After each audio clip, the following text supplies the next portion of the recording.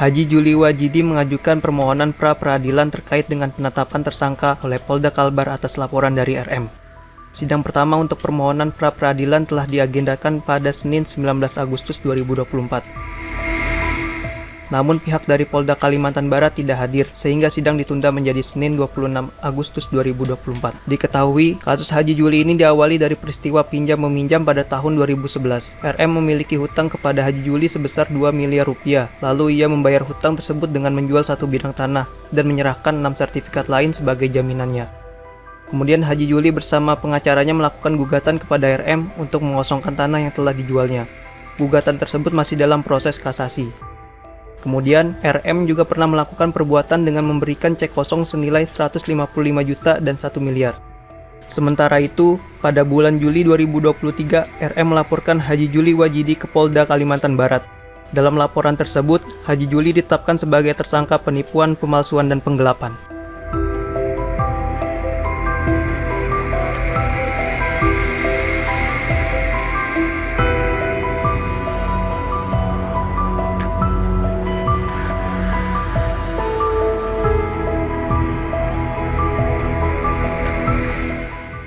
Sedikit diceritakan Bang terkait dengan kronologis itu Bang, seperti apa itu Bang sehingga terjadi proses pra-peradilan ini Bang, bagaimana dia Bang? Kronologinya pada awalnya diawali dengan peminjaman uang terhadap dari pelapor terhadap pemohon pra-peradilan, di mana pada saat itu dipinjam uang dengan dibayar dengan cek kontan dengan nilai 150 juta.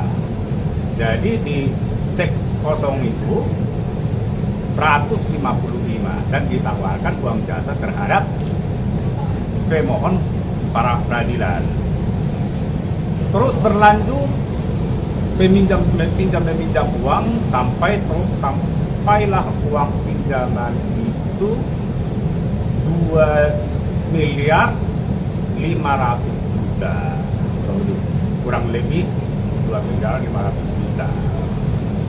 Kemudian karena si pemohon pra-peradilan menagih hutang itu, akhirnya dibuatlah pembayaran dengan menjual satu bidang tanah sertifikat satu. Kemudian diberikan jaminan sertifikat itu, jaminan hutang itu ada 6 sertifikat. Tapi sampai sekarang yang dijual rumah itu tidak dikosongkan, sehingga kita ajukan gugatan pengosongan objek jual beli.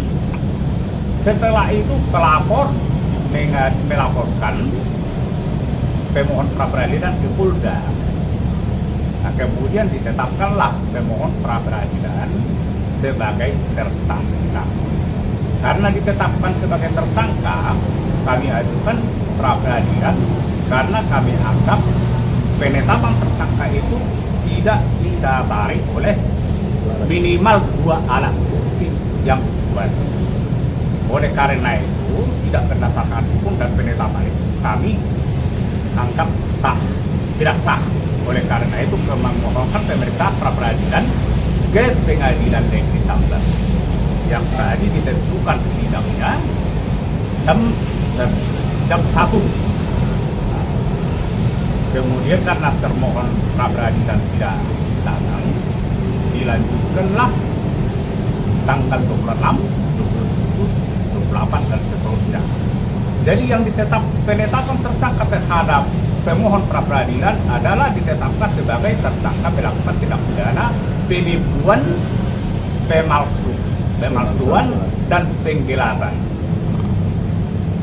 Jadi kami lihat dari penetapan tersangka itu tidak ada peristiwa pidana dalam perbuatan tersebut, semuanya adalah peristiwa perdata, murni perdata.